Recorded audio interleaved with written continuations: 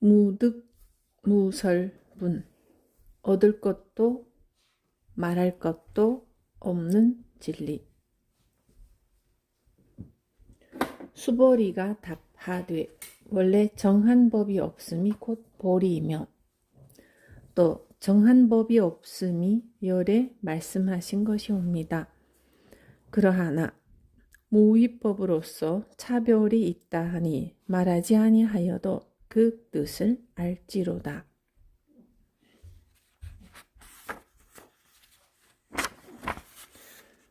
정해진 법이 없다.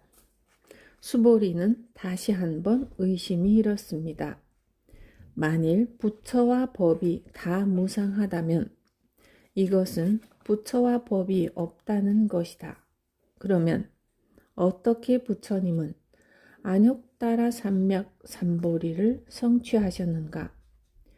이제 법을 말씀하시면서 법이 없다고 하시는 까닭은 무엇인가? 부처님은 수보리의 의심을 알아차리고는 묻습니다. 수보리여, 그대는 어떻게 생각하느냐? 요래가 안욕따라 삼맥 삼보리를 얻었느냐? 요래가 설한 법이 있느냐? 수보리가 대답하였습니다. 제가 부처님께서 말씀하신 뜻을 알기로는 정한 법이 있음이 없음을 이름하여 안욕따라 삼맥 삼보리라 하며 또한 정한 법이 있음이 없음을 열애께서 말씀하셨습니다. 부처님은 열애가 안욕따라 삼맥 삼보리를 얻었다고 생각하는지 법을 설한 적이 있는지를 묻습니다. 이 질문을 받고 수보리는 자기가 또 상에 사로잡혔다는 것을 깨닫습니다. 수보리는 대답합니다. 정한 법이 있음이 없음을 이름하여 안욕따라 삼맥 삼보리라 하며 또한 정한 법이 있음이 없음을 열애께서 말씀하셨습니다. 수보리는 스승의 물음을 통해 무유정법을 확실하게 깨칩니다. 무유정법. 정해진 법이 있지 않다는 말은 법이 없다는 뜻이 아닙니다. 또한 정해진 법이 없으니 아무렇게나 해도 상관없다는 뜻도 아닙니다. 법 또한 인연 따라 정해집니다. 지금의 인연에 따라 한 법이 정해졌다 해서 그것이 언제 어디서나 통용되는 절대적 진리가 될 수는 없습니다. 지금 법이 정해진다고 해서 이것이 법이다 라고 할 만한 고정된 법이 없다는 말입니다. 이 세상에는 무수히 많은 병이 있고 그 병을 치료하기 위한 처방책 또한 그만큼 많습니다. 아무리 용한 처방책이라도 그것이 만병통치의 처방책이 되지는 못합니다. 인생 문제도 마찬가지입니다. 어떤 한 사람의 괴로움을 씻은 듯이 사라지게 한 비법이 있다 한들 그것이 다른 사람에게도 좋은 처방이 되리라는 법은 없습니다. 그래서 열애의 처방책은 무수한 상황과 상태에 따라 제각각입니다. 모든 병자에게 똑같은 처방을 주는 의사가 없듯이 부처님 법도 중생의 상황과 근기에 따라 다 다릅니다. 최선의 처방이란 병자의 증세에 따라 나오는 것이지 상황과 조건에 상관없이 한 가지로 정해져 있는 게 아닙니다. 그것이 무유정법, 정해진 법이 있지 않은 도리입니다. 부처라는 거울. 어느 날 부처님은 아소카 나무 가지 하나를 꺾어 들어 보이며 아난다에게 물었습니다. 이 나뭇가지에 달린 잎사귀와 저기 아소카 나무 숲 전체의 잎사귀 중 어느 쪽이 더 많습니까? 물론 아난다의 대답은 아소카 나무 숲의 나뭇잎이었습니다.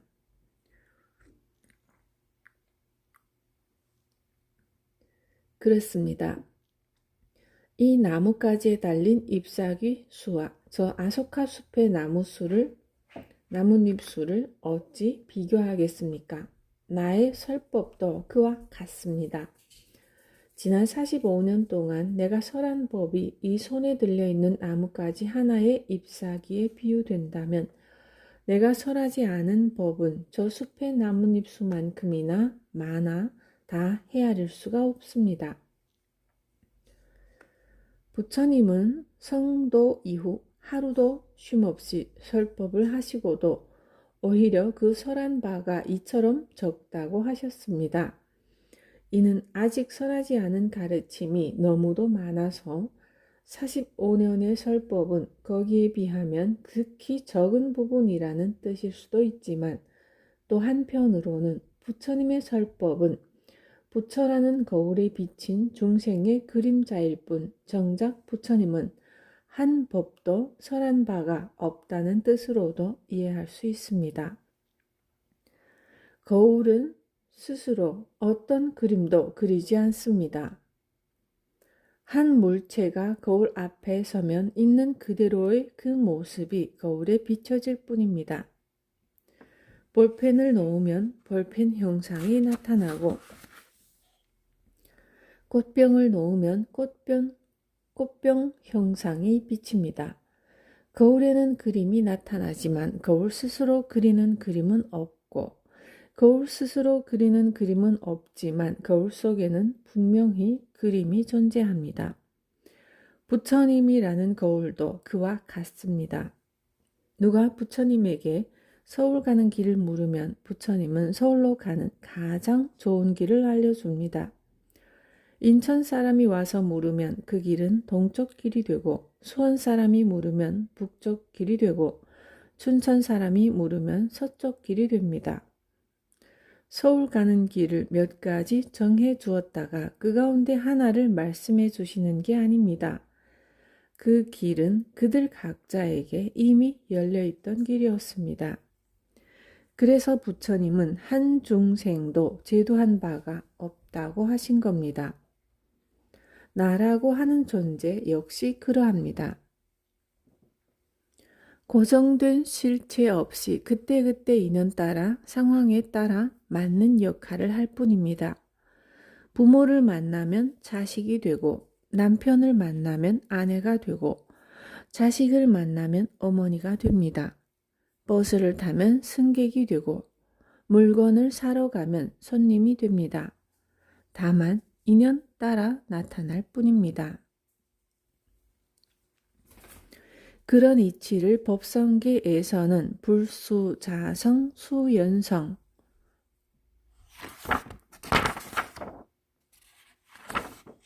자기 성품을 고집하지 않고 인연 따라 이루어진다고 했습니다. 세상 모든 사물과 현상은 본래의 성질이라고 부를 만한 것 없이 그때그때 인연 따라 드러날 뿐입니다. 인연을 떠나 존재하는 절대적인 법은 어디에도 없습니다. 그런데도 사람들은 그중 하나의 형상을 움켜쥐고 버리지를 못합니다. 사진 찍듯이 마음속에 고이고이 간직해두고 그 형상이 사라진 뒤에도 잔영에 집착하고 매달려서 갈등을 일으킵니다. 담배를 끊겠다던 남편이 담배를 피우면 아내는 당신 또 담배 펴요? 하고 다그칩니다. 남편이 담배 피지 않기를 바라는 마음이 있다면 그저 여보 담배 피지 말아요. 이렇게 말하면 충분할 텐데 말입니다. 아내가 그렇게 하지 못하는 이유는 남편이 담배를 끊겠다고 말한 과거에 대한 잔영이 남아있기 때문입니다. 이런 상이 없어져야 현재에 깨어있을 수 있습니다. 다만 지금 일어나는 일에 대해서만 대응한다면 인생은 지금보다 훨씬 자유로워집니다. 아이들은 어른에 비해서 비교적 그런 편입니다. 아이들은 방금 전에 친구와 심하게 다투고 토라졌다가도 금세 잊어버리고 풀어져서는 다시 또 어울리곤 합니다. 낯선 지역으로 이사를 가거나 외국으로 이민을 가도 아이들은 금방 친구를 사귀입니다. 어른들이 빈부계층이나 민족이나 종교 같은 여러 가지 상의 매인데 비해 아이들은 그런 상이 훨씬 적습니다. 슬퍼서 우는 것도 그때뿐이고 기뻐서 우는 것도 그때뿐. 늘 가볍습니다. 아상이 있는 자가 어찌 나를 보겠는가. 신라의 고승 자장율사는 문수보살을 친견하고자 여러 해 동안 태백산에 머물며 기도했습니다. 그러던 어느 날 늙은 거지가 죽은 개를 망태기에 담아 걸머지고 나타나 자장이 있느냐고 큰 소리로 불러댔습니다. 온 신라가 우러러 존경하는 스승을 늙은 거지가 함부로 불러대니 시자는 내심 기가 찼습니다. 스님은 지금 기도 중이라서 아무도 만나지 않는다고 아무리 거절해도 늙은 거지는 자장율사를 만나야겠다고 고집을 부렸습니다. 그 고집을 못 이긴 시자가 하는 수 없이 스승에게 가서 전했습니다. 왜 늙은 거지가 죽은 개를 싸들고 와서 스님을 뵙겠다고 합니다. 아마 미친 사람인가 보구나. 돌려보내라. 자장율사는 대수롭지 않게 대답했고 시자는 늙은 거지에게 스승의 말을 전했습니다. 그러자 거지가 돌아서며 말했습니다. 돌아가리로다, 돌아가리로다. 아상이 있는 자가 어찌 나를 보겠는가. 그러면서 망태기를 뒤집자 죽은 개가 푸른 사자로 변하더니 거지는 그 사자를 타고 날아가 버렸습니다. 늙은 거지가 바로 문수보살이었던 것입니다. 자장율사가 뒤늦게 뛰어나왔지만 문수보살은 이미 동쪽 하늘로 날아가 버린 뒤였습니다. 자장율사같이 위대한 분도 순간적인 상에 사로잡혀 그런 어리석음을 저질렀습니다. 문수보살을 친견하기 위해 몇 년을 간절히 기도했으면서도 정작 문수보살이 나타나자 기도에만 집착해 문수보살을 쫓아버린 격이었습니다. 불보살은 휘황찬란한 모습으로 하늘에서 내려오지 않습니다. 소리 없이 내려와 언제나 고통받는 중생과 함께 있습니다. 우리가 불보살을 보지 못하는 이유는 불보살이 이 세상에 없기 때문이 아니라 우리가 상에 빠져 하늘만 쳐다보고 있기 때문입니다.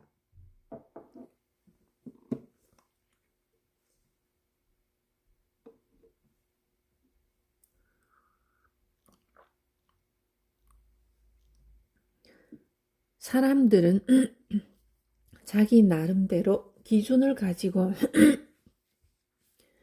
열심히 산다고 생각하지만 그것이 스스로를 올가매는 속박의 끈을 더 단단히 조여맨 것에 불과할 때가 많습니다.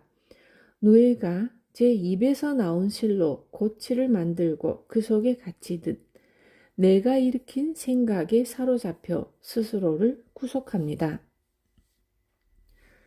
고정관념으로 만들어진 온갖 상을 깨뜨리면 나비가 고치를 뚫고 나와 창공을 훨훨 날듯 내 앞에 자유로운 세상이 활짝 펼쳐집니다. 그것이 해탈입니다. 중생, 현인, 성인, 부처.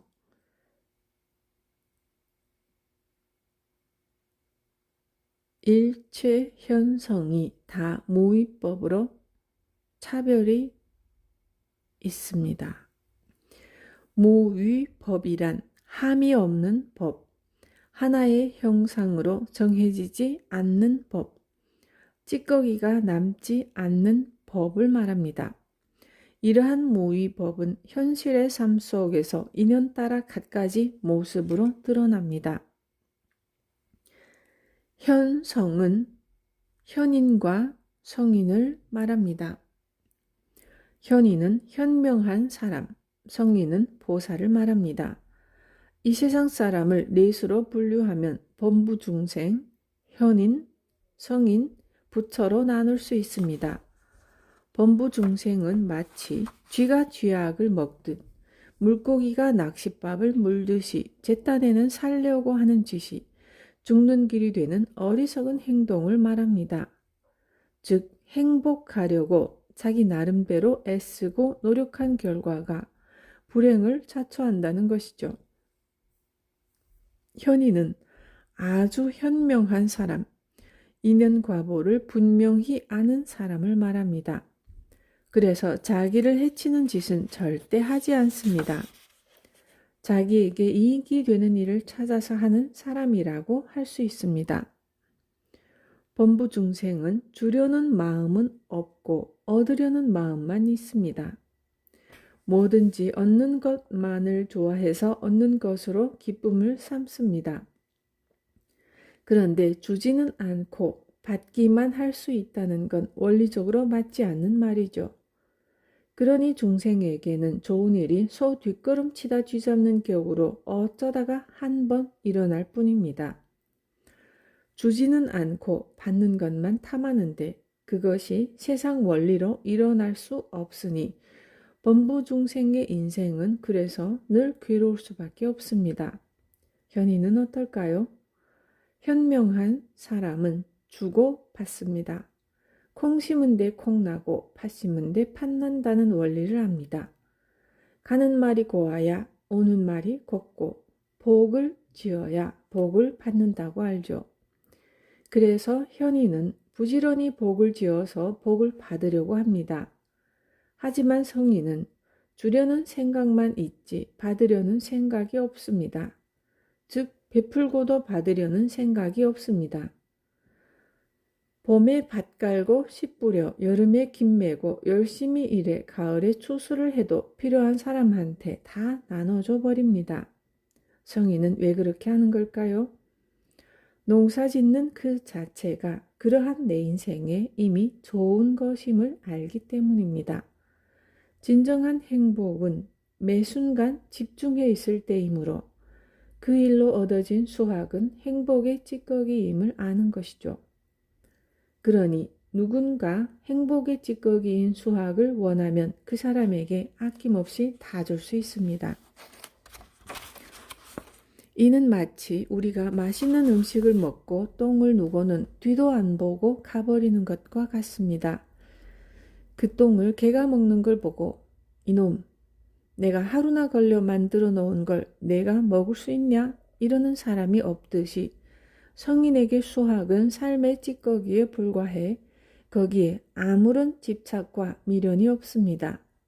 그래서 성인은 아무 바라는 마음 없이 집착 없이 중생을 이롭게 합니다. 이러한 성인을 다른 말로 보살이라고 합니다. 그렇다면 부처는 어떤 경지일까요? 부처는 이 세상에 한 물건도 본래 내 것이 없다는 것을 증득한 사람입니다. 무소유, 무아소이므로 더 이상 주고받는다는 생각이 없고 다만 필요에 따라 쓰일 뿐이죠.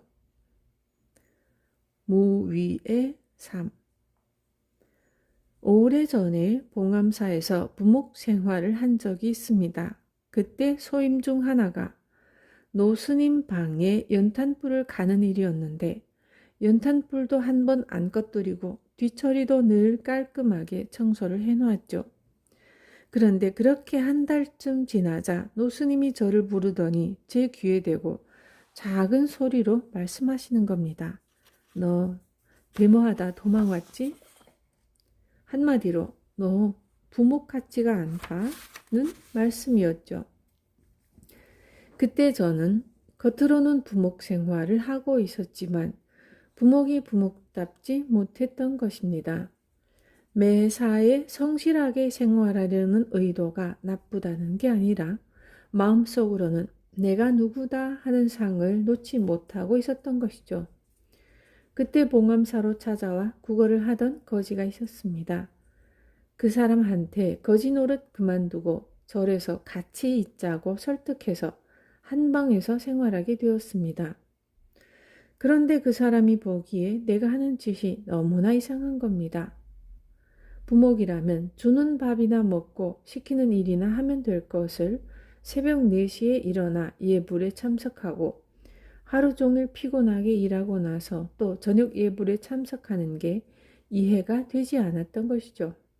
그래서 그는 나에게 너 미쳤나? 내가 중이가 뭐 때문에 그런 짓을 하노? 하고 입버릇처럼 말하곤 했습니다. 이것도 내가 부목 생활을 무위로 하지 못했다는 뜻이죠. 신분을 숨기고 절에 들어가 나를 살펴보는 시간을 갖겠다고 부목 생활을 했지만 실은 겉모습만 바꿨지 속으로는 내가 중이다 하는 생각을 쥐고 있었던 것입니다. 부목을 하면 그냥 부목이 되고 공양주를 하면 그냥 공양주가 되어야 하는데 중이 잠시 부목 흉내를 내거나 중이 잠시 공양주 흉내를 내는 수준밖에 아니었습니다. 나라는 상을 깨지 못했던 것이죠. 모의법으로 그때그때의 인연에 따라 현현해야 하거늘 그렇게 하지 못했던 것입니다. 모의법대로만 하면 사람 관계에서도 갈등이 일어날 게 없습니다. 내가 엄마다 하는 상 없이 어린아이에게는 돌봐줄 엄마가 필요하니까 내가 지금 엄마 노릇을 한다는 마음으로 살면 자식에게 집착이 생기지 않습니다. 그래야 아이가 성장해서 더 이상 엄마를 필요로 하지 않을 때 언제라도 엄마 노릇을 툭툭 털어버릴 수 있습니다. 내 소임이 다 끝났으니 오히려 시원하고 가볍습니다. 그런데 아이가 다 커서 이제 엄마가 필요 없다는데도 그 옆에 계속 붙어서 나는 내 엄마다 하고 고집하는 것이 상입니다.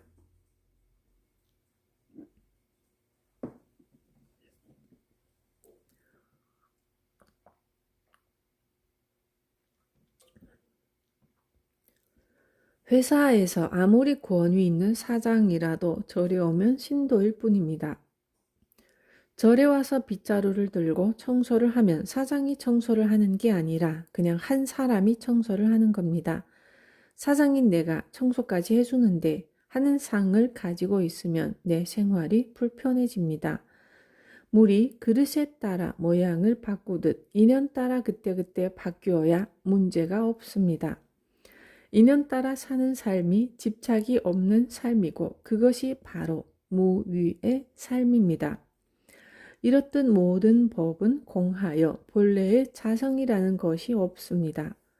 무아이므로 인연 따라 갖가지 법으로 드러나되 그 한량 없는 법은 실체가 없고 영원하지도 않습니다. 텅 비었으니 거기에서 오히려 수없는 법이 일어납니다. 무위 법이 인연 따라 차별로 드러나는 도리가 그것입니다.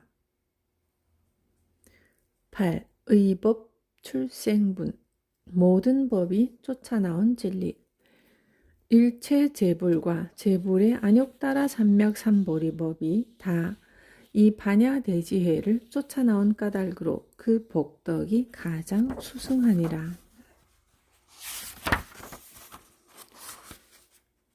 삼천대천세계 불교 경전에는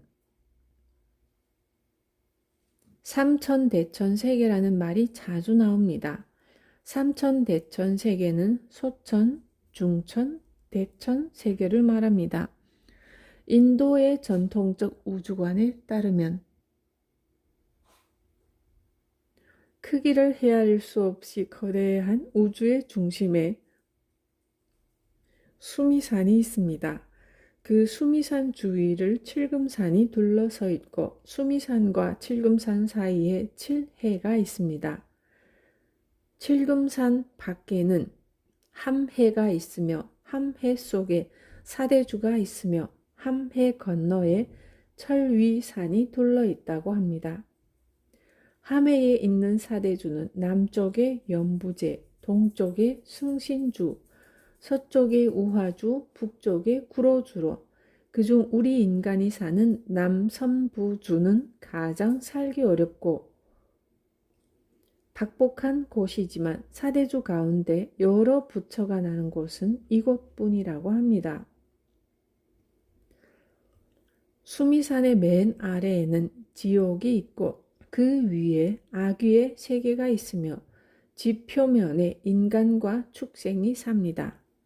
수미산 중턱에는 사왕천이 있으며 수미산 정상에는 도리천이 있고 그 위로 야마천, 도설천, 화락천, 타화자재천이 있습니다. 또 천상계는 아니지만 수미산 주변 허공에는 아수라의 세계도 존재합니다. 아수라는 천상의 신들과 능력 면에서는 비슷하지만 마음이 분노와 우라로 들끓고 있어서 도리천왕인 제석천의 천병들에게 노상 싸움을 걸어댑니다.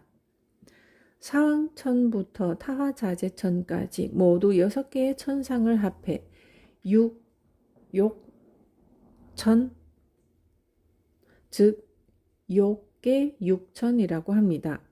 욕천 위로는 색계 18천이 있고 또 그 위로 무색계의 4천이 있으니 천상계는 통틀어 28천입니다.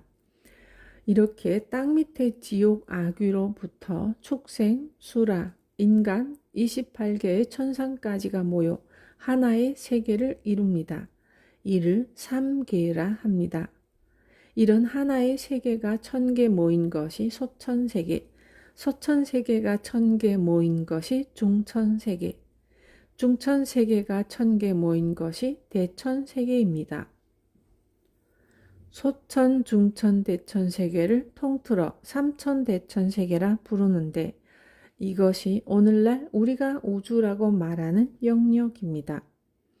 대천 속에는 이미 중천과 소천이 포함되어 있으니 그냥 대천이라 해도 되는데 굳이 삼천대천이라고 부르는 이유는 이 우주가 수없이 많은 세계들로 이루어진 실로 가없는 세계임을 강조하려는 의도입니다.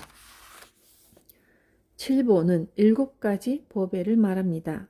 무량수경에서는 금, 은, 유리, 파리, 만호, 거거, 산호를 이루며 법화경에서는 금, 은, 만호, 유리, 거거, 진주, 매괴를 이룹니다. 이러한 칠보가 한 보따리만 있어도 큰 부자일 텐데 그런 보석으로 삼천대천세계를 가득 채워 보시한다니 그 복덕은 헤아리기 어려울 만큼 커서 어디에도 비할 나위가 없을 것입니다. 복덕의 성품. 부처님이 삼천대천세계에 칠보를 가득 채워 보시하면 그 복덕이 많냐고 물으시니 수보리는 매우 많다고 대답합니다. 그러면서 그 복덕은 복덕성이 아니라고 덧붙입니다. 이게 무슨 말일까요? 세계의 참모습으로 돌아가서 생각한다면 세상 천하 만물은 어느 누구의 것도 아닙니다. 지금 내 것이라고 믿는 것은 잠시 내 손에 머물러 있는 것에 불과할 뿐입니다. 누구의 것도 아니기에 누구에게 얼마만큼 내준다 해도 그것은 나의 공덕이 아닙니다. 본래 이 물건이 누구의 것이 아닌 줄을 알면 이것을 누구에게 보시한다고 해도 아무런 공덕을 지은 바가 없음을 알게 됩니다. 그래서 이런 것이 복이다 라고 규정할 만한 복덕의 성품이란 없습니다. 다만 이름하여 복덕이 있다거나 복덕이 많다고 할 뿐 복덕이라고 할 무엇 자체가 없는 것입니다. 중국 남북조 시대 양나라의 무제는 불심이 매우 돈독했습니다. 그는 온 나라에 불사를 일으키고 불법을 널리 퍼뜨리기 위해 전심전력을 기울였습니다. 겉모습은 왕으로 살고 있으나 스스로 승려와 다를 바 없다는 확신을 갖고 있을 정도였습니다. 그래서 당시 사람들은 무제를 호법대왕, 전륜 성왕이라고 불렀습니다. 그러한 양무제가 어느 날 서역에서 달마대사가 왔다는 소식을 듣고서는 궁으로 초대해 정성스레 대접하고는 물었습니다. 나는 지금까지 수많은 절을 짓고 탑을 세우고 스님들을 배출하고 경전을 편찬해 왔습니다. 이런 내공덕이 얼마나 될 것 같습니까? 그러자 달마대사는 무심한 표정으로 대답했습니다. 아무런 공덕도 없습니다. 달마대사가 양무제에게 아무 공덕이 없다고 말한 이유는 그가 불사에 대한 상을 가지고 있었기 때문만은 아닙니다. 왕이 절을 짓고 탑을 세운다면 그 이면에는 백성으로부터 거둬들이는 온갖 세금과 노역이 숨어 있는 게 당연합니다. 겉으로는 왕이 보시한 것 같고 왕의 이름이 빛난다 할지라도 그 본질을 꿰뚫어 보면 그 모든 불사는 하나같이 백성들이 한 일입니다. 그러나 아무 공덕이 없다는 것이죠. 그러나 그것보다는 달마대사의 대답은 양무제가 진정한 복덕의 길에는 한 걸음조차 들어서지 못했음을 이루는 말이라 하겠습니다. 사구계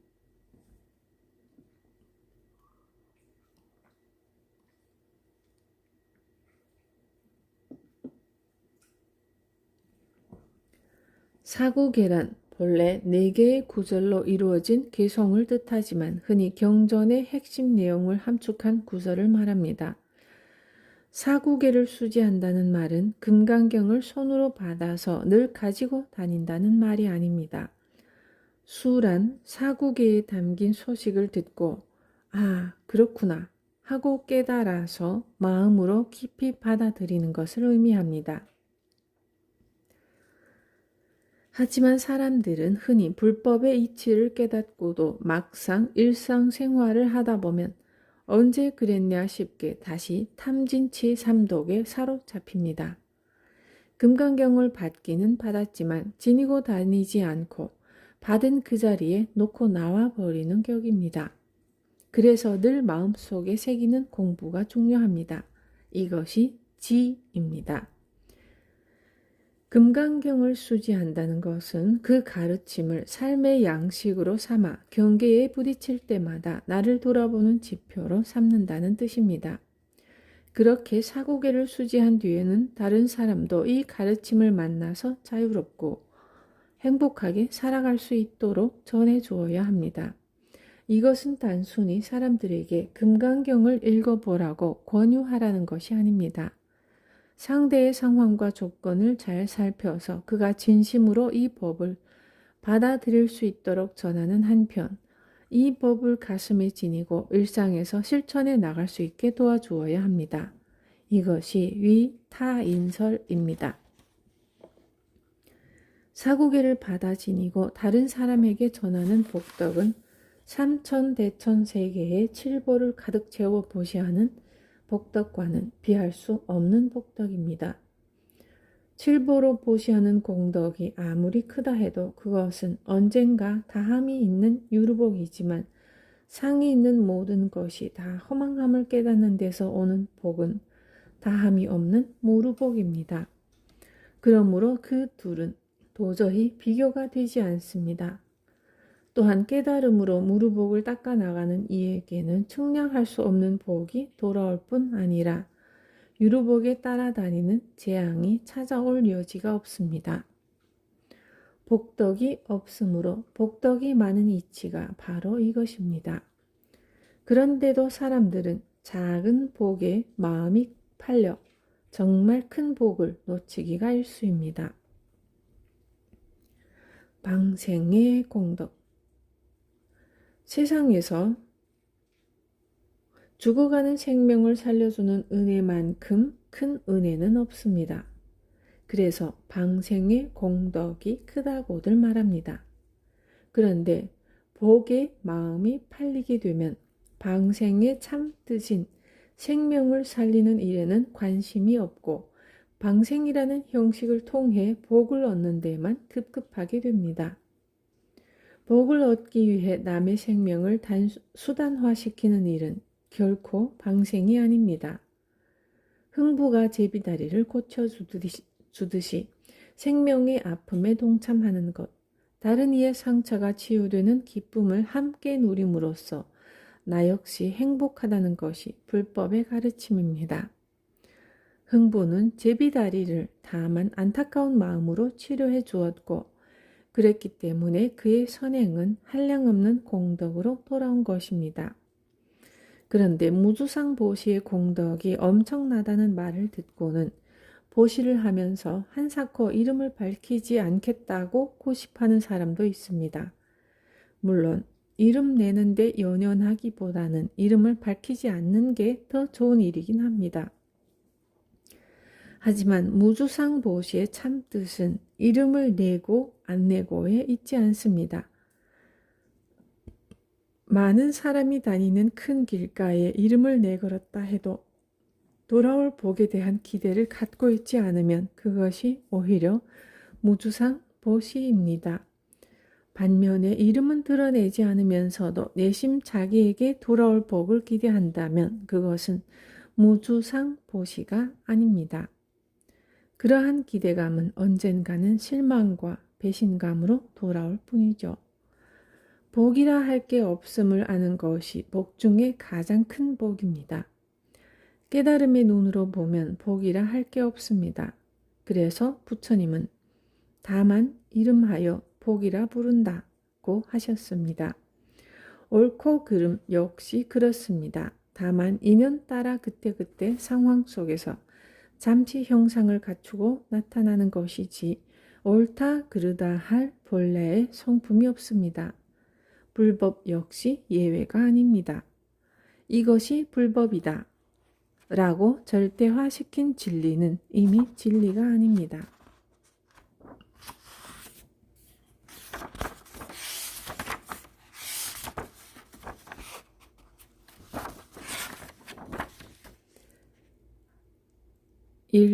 일상무상분 일상도 본래 상이 없으니 본래 보려고 하여도 볼 수 없고 들으려고 하여도 들을 수 없는 이 한 물건을 능히 얻었다고 하겠느냐. 성인의 흐름에 든 자.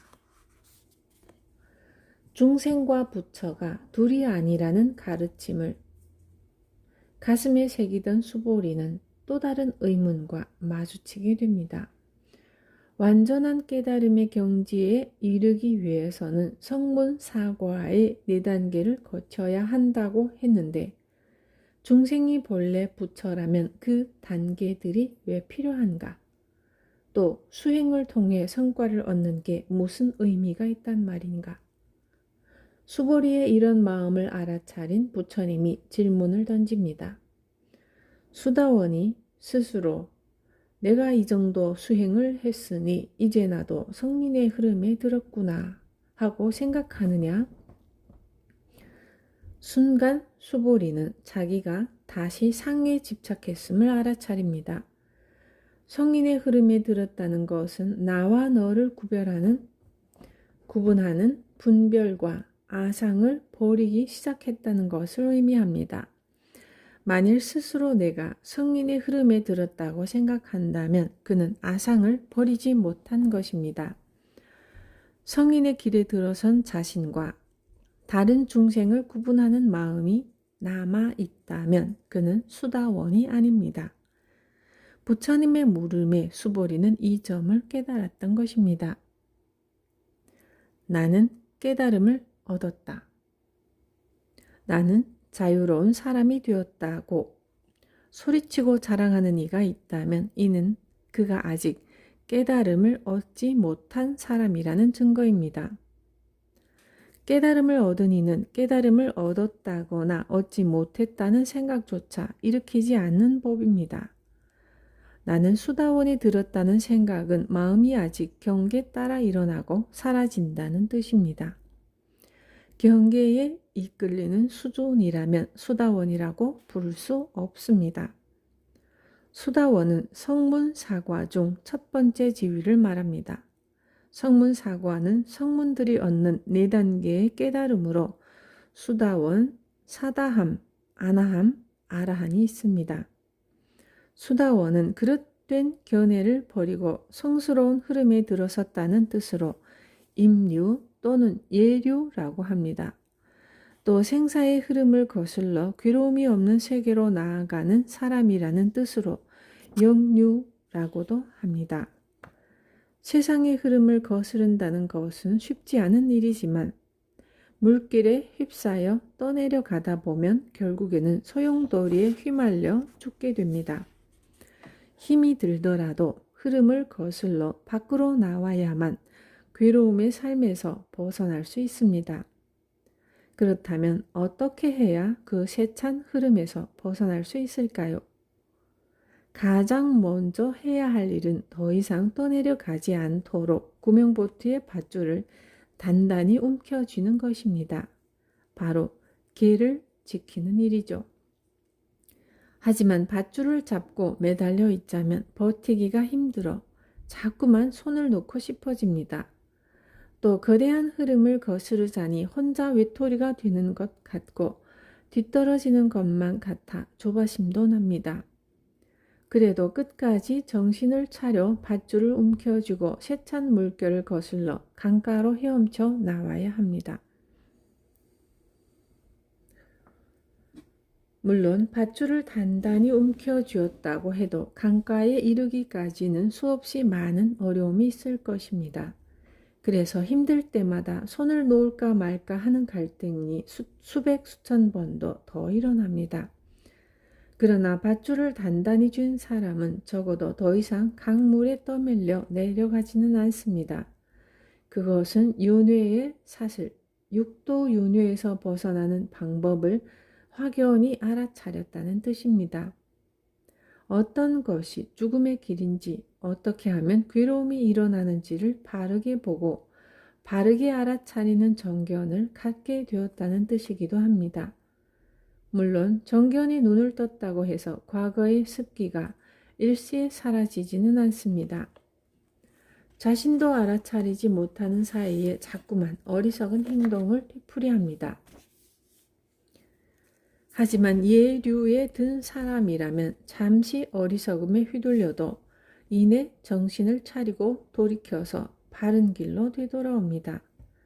화를 냈다가도 아집에 사로잡혀 있음을 알아차리고 욕심을 냈다가도 그것이 자기 욕심임을 알아차리고 꿈을 꾸다가도 그것이 꿈인 줄 알아차립니다.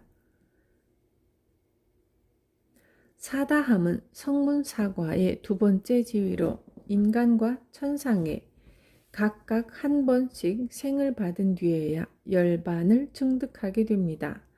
즉 인간 세계에서 사다함과를 얻으면 반드시 하늘 세계에 갔다가 다시 인간 세계로 돌아와 열반을 깨닫고 하늘 세계에서 사과함다를 얻으면 먼저 인간 세계에 갔다가 다시 하늘 세계로 돌아와 열반의 증과를 얻게 됩니다. 이렇게 천상과 인간 세계를 한 번 왕래함으로 일례과라고 합니다. 수다원이 경계에 이끌리는 마음을 제어하는 수존이라면 사다함은 육근 경계에 따라 일어나는 마음을 완전히 조복해 주체를 회복한 경지입니다. 수다원에서 계속 수행 정진하면 다급생례로 쌓인 과거의 습기가 차츰 사라져 사다함의 경지에 이릅니다. 사다함은 업식에 꺼들리는 어리석음을 한 번만 더 되풀이하면 더 이상 어리석음을 되풀이하지 않는 경지를 말합니다. 사다함은 지혜를 얻어 번뇌와 미혹을 벗어나 진리를 보는 단계인 견도를 이룬 뒤 수도의 과정에 있는 사람입니다. 확연히 깨친 이치에 따라 수행해 나가는 중이라는 뜻입니다. 이렇듯 견도 후에 수도가 있는 것이지 견도를 얻지 못한 상태에서 이리저리 왔다 갔다 하며 애쓰는 것은 수도가 아니라 방황입니다. 어떤 부부가 있었는데 평소에 남편은 조용하고 착한 사람이었습니다. 그런데 술만 먹으면 어찌나 심하게 주정을 해대는지 같은 얘기를 되풀이하며 밤을 새곤 했습니다. 그런 사람은 대개 어린 시절의 상처로 마음이 억압되어 있는 경우가 많습니다. 부인은 남편의 아픔을 이해해 상처를 어루만져주고 술조정을 받아주겠다고 마음먹었습니다. 그런데 막상 술 취한 남편을 보며 처음 마음먹은 대로 남편을 받아주는 게 쉽지가 않았습니다. 남편이 술에 취해서 대문을 들어서는 순간 아이고 또 시작이구나 하고 짜증이 올라왔습니다. 부인의 이런 반응은 당연한 것입니다. 중요한 것은 그렇게 짜증이 솟아오르는 순간 마음을 돌이키고 이치에 따라 행동할 수 있도록 연습을 해나가야 한다는 것입니다. 남편의 술조정은 어린 시절 상처로 말미암은 것이며 그의 이야기를 들어주는 것이 상처를 치유하고 극복하는 방법이라는 것을 알면 짜증이 났다가도 내가 또 내 생각에 빠졌구나 하고 돌이키고 여보 미안해. 방금 했던 얘기 다시 한번 해봐요 라고 말할 수 있습니다. 이것이 바로 수도의 과정입니다. 모든 일이 다 그렇습니다. 이치를 깨친 뒤에는 그 이치에 맞춰 한결같이 닦아나가야 합니다. 10번 해서 안 되고 20번 해서 안 되고 100번 해서 안 되다가도 어느 순간 불현듯 될 때가 있습니다. 자전거 타기를 배울 때 수없이 넘어지고 일어나고 하면서 타기를 반복하다가 어느 순간 균형을 잡고 타게 되듯이 말입니다. 물론 깨달음은 자전거 타기와는 달라서 한 번 되고 난 뒤에도 다시 또 넘어집니다. 그것은 지극히 정상입니다. 한 번 깨닫기만 하면 그 모든 게 완벽한 경지에 이르게 될 거라는 생각은 깨달음에 대한 환상입니다. 하지만 한 번도 깨달아 본 적이 없는 사람과 한 번이라도 깨달음의 맛을 본 사람은 그 힘이 다릅니다. 단 한 번이라도 깨달음의 맛을 보고 나면 확실히 이렇게 하면 되는 거구나 하는 믿음이 생깁니다.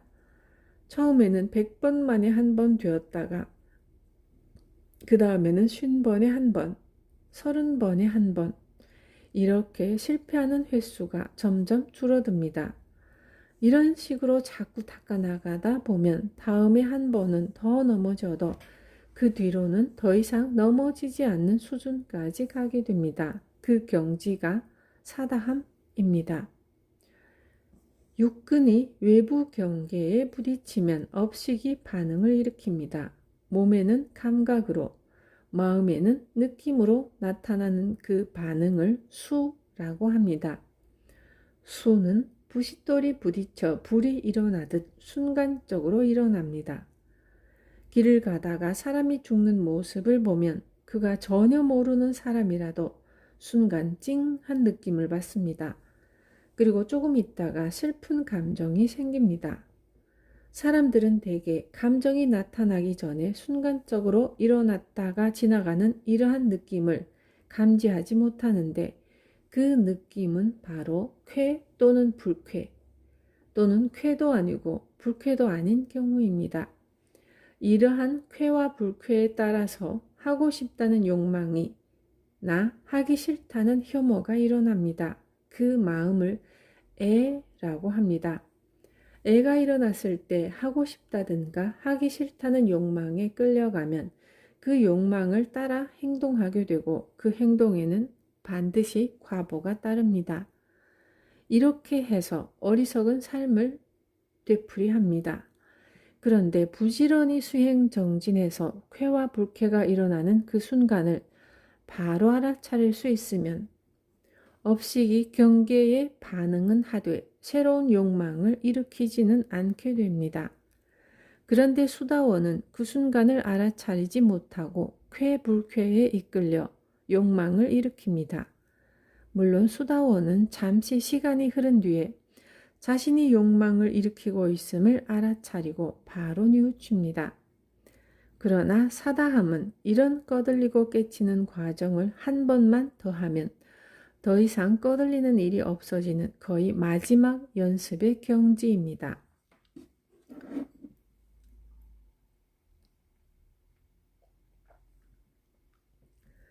다시 예를 들면 가부좌를 틀고 앉아 있으면 다리가 저리고 욱신됩니다. 다리가 저리고 아프다는 느낌이 들면 대개는 접힌 다리를 펴고 통증을 없애려고 합니다. 아픔이 사라지면 다시 자세를 잡고 아픔이 느껴지면 다시 펴서 주무르는 행동을 반복합니다. 혹은 통증에 시달리면서도 가부좌를 펴지 않고 참아내는 사람도 있습니다. 전자는 욕망을 따르는 경우이고 후자는 욕망을 참는 경우입니다. 이것을 쾌락과 고행이라고 합니다. 하지만 반면에 의사가 환자를 진찰하듯 통증을 다만 통증으로 관찰하는 사람도 있습니다.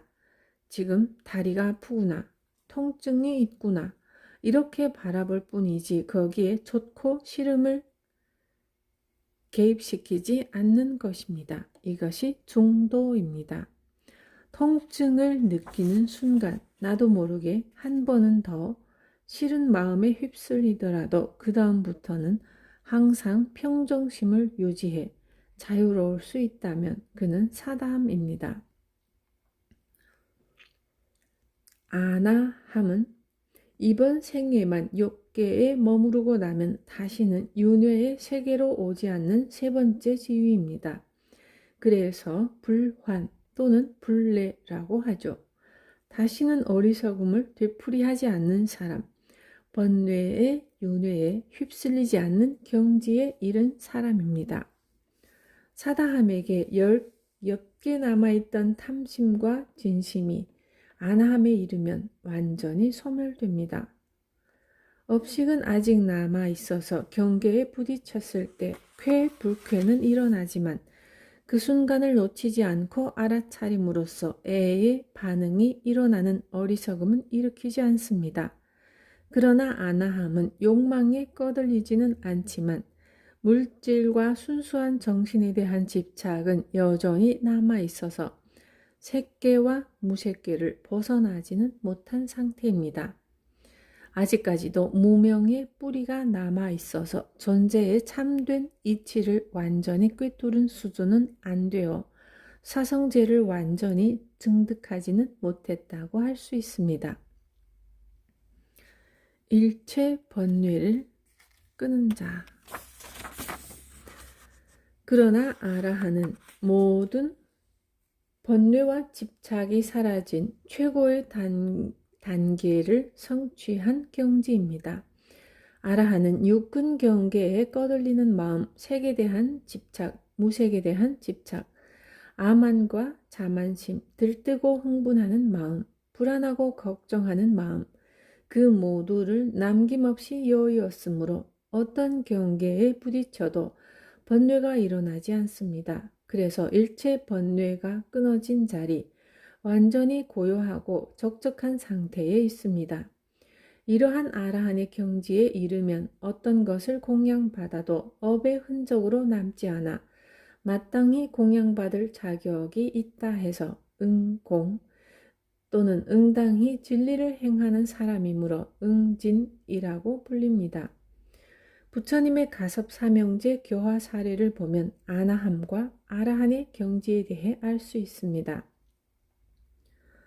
부처님은 오르벨라 가섭을 교화하기 위해 가섭 수행 집단에 머물며 그와 여러 가지 신통력 경합을 벌였습니다. 부처님은 오르벨라 가섭이 제시하는 종목을 매번 어려움 없이 통과했지만 가섭은 그래도 자기가 이 청년보다 낫다는 생각을 버리지 않았습니다. 그는 나이가 80이었고 뛰어난 신통력으로 널리 이름이 알려져 있었지만 부처님은 겨우 36의 이름 없는 수행자에 불과했기 때문입니다. 그러던 어느 날 큰 제사가 있는 아침이었습니다. 가섭의 제자 가운데 한 명이 제사를 지내기 위해 불을 붙이려는데 아무리 해도 불이 붙지 않았습니다. 제사 시간이 다가와도 도무지 불이 붙지를 않자 그는 허겁지겁 우르벨라 가섭에게 달려와 말했습니다. 스승님, 무슨 일인지 불이 붙지를 않습니다. 그러자 우르벨라 가섭 옆에 있던 부처님이 그 말을 듣고 말씀하셨습니다. 지금 막 불이 붙었습니다. 그러자 당황한 수행자가 큰 소리를 냈습니다. 방금 전까지 불이 붙지 않아서 뛰어왔는데 대체 무슨 소리요? 우르벨라 가섭은 자리에서 일어나 서둘러 제사 지내는 곳으로 가보았습니다. 그런데 정말 부처님 말대로 불이 붙어 타고 있는 것이었습니다. 우르벨라 가섭은 그날 있을 제사가 잘 치러질지 약간 염려가 되었습니다. 그러나 우르벨라 가섭은 무사히 제사를 잘 지냈습니다. 몹시 성대한 제사였습니다. 제사가 끝나자 우르벨라 가섭은 그날 하루 종일 모습을 볼 수 없었던 부처님에게 자랑스럽게 말했습니다. 하루 종일 어딜 갔었소? 제사가 아주 잘 치러졌다오. 당신도 보았으면 좋았을 텐데. 그러자 부처님이 말씀하셨습니다. 제가 없었으면 좋겠다고 생각하시지 않았습니까? 우르벨라 가섭은 그 한마디에 정신이 번쩍 들었습니다. 부처님은 말을 이었습니다. 마음속에 질투가 있고는 해탈을 할 수 없습니다. 그 순간 우르벨라 가섭은 자기가 부처님을 질투하고 있다는 걸 알아차렸습니다. 그는 그동안 자기가 가장 위대한 수행자라고 생각했고 그래서 자기에게는 질투심이라는 게 없는 줄 알았습니다. 그런데 마음 밑바닥에 질투의 뿌리가 있다는 걸 발견한 것입니다. 우르벨라 가섭은 부처님 앞에 무릎을 꿇고 제자로 받아들여 달라고 청했습니다. 그래도 내가 너보다 낫다는 자만심, 젊은 수행자를 경계하는 마음 밑바닥에 숨은 질투심, 이런 마음은 탐심도 아니고 진심도 아닙니다. 욕망에서 벗어나고 화내고 짜증내는 마음이 다 사라진 뒤에도 자만이나 질투 같은 마음의 뿌리는 남습니다. 그것까지 확연히 깨쳐야만 아라한과를 증득할 수 있습니다. 이것이 바로 아나함에서 아라한으로 넘어가는 과정입니다. 수보리와의 성문 사과에 대한 문답을 통해 부처님이 전달하려는 핵심은 상에 대한 것입니다. 학교에서 수업을 들을 때 졸지 않고 열심히 수업을 듣는 학생은 나는 지금 졸지 않고 수업을 열심히 듣고 있다는 생각을 하지 않습니다. 그저 수업을 들을 뿐이죠. 나는 졸지 않고 수업을 열심히 듣고 있다라고 의식한다는 건 이미 수업에 집중하지 못하고 있다는 증거입니다. 깨달음의 눈을 떠서 해탈의 길에 있는 사람은 번뇌가 일어나면 그 번뇌를 여실히 지켜볼 뿐입니다. 나는 여실히 번뇌를 보고 있다는 사실을 의식하지 않습니다. 상을 가진 채로는 성인의 흐름에 들었다고 할 수 없습니다. 나는 수다원과를 얻었다는 상을 가진다면 아직 수다원과에 들지 못한 것입니다. 아나함이라면 나는 아나함과를 얻었다는 상을 짓지 않습니다.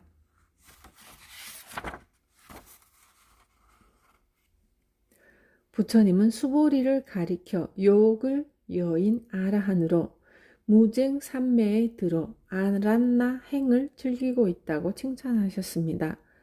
욕을 여의었다는 것은 중생의 참된 마음을 더럽히는 모든 욕망을 여의었다는 말입니다. 무쟁삼매란 번뇌와 다툼을 벗어난 삼매를 말합니다.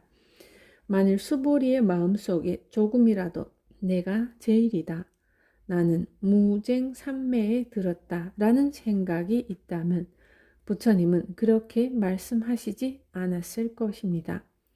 산 하나를 두고 두 사람이 다툽니다.